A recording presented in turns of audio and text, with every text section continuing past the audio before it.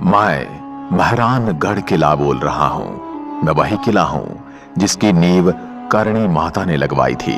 मैं मोर की आकृति में बना हुआ, इस वजह से मुझे मयूर ध्वज के नाम से भी जाना जाता है।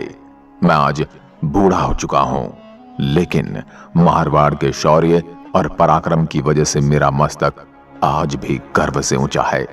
मैं आज भी राजपूत स्थापत्य कला का गुणगान गाता मौसम के हर थपेड़े को सहने में सक्षम हूँ। यहाँ की गर्म हवाओं में बलिदान की खुशबू है।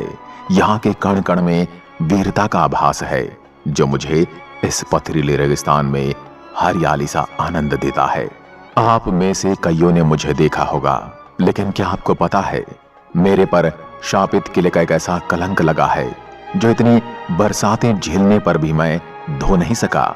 मेरे यहाँ रहने वाले किसी भी राजा ने अपने पोते का मुंह नहीं देखा, और यह श्राप मुझे तीर की तरह चुभता रहता है।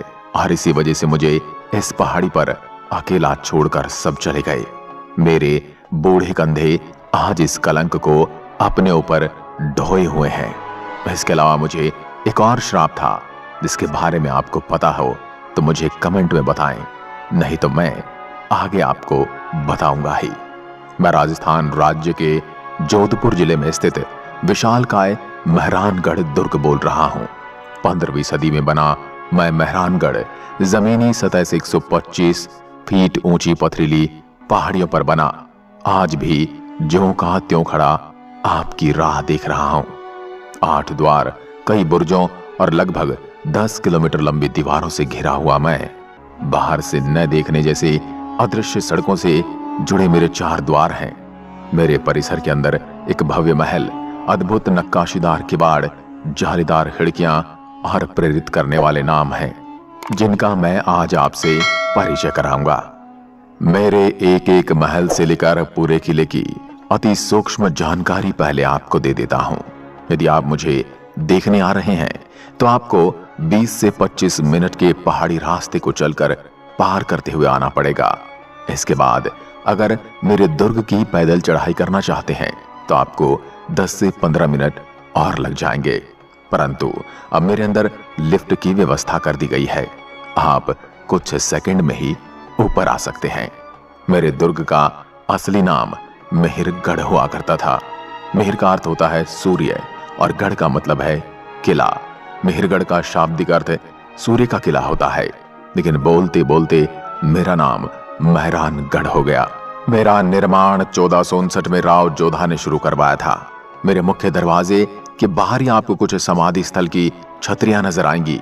ये सब युद्ध में अपना बलिदान दे चुके शूरवीरों की याद में बनाई गई हैं। राष्ट्र और मेरे इस दुर्ग के लिए अपना बलिदान देने वाले ठाकुर चौहान श्याम सिंह, ठाकुर खिंची दुर्गादास के साथ सभी शूरवीरों को मैं शत शत नमन करता हूँ। जब मैं जयपोल नामक मुख्य द्वार में से अपने दुर्ग के अंदर आप सभी को प्रवेश करते हुए देखता हूँ, ये सबसे बड़ा और विशाल दरवाजा है, जिसमें हाथी भी आ सकता है।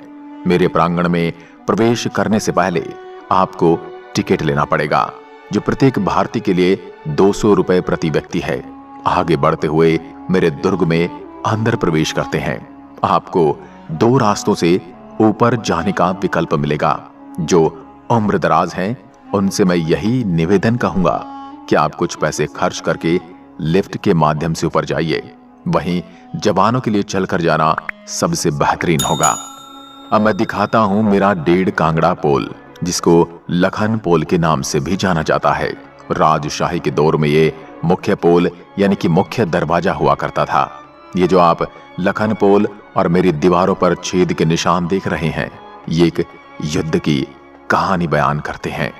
दोस्तों, हुआ यूं कि सन 1808 में किसी के बहकावे में आकर जयपुर के उस समय के महाराज जगत सिंह ने मुझ पर चढ़ाई कर दी और जोधपुर नगर पर कब्जा कर लिया और मेरे पूरे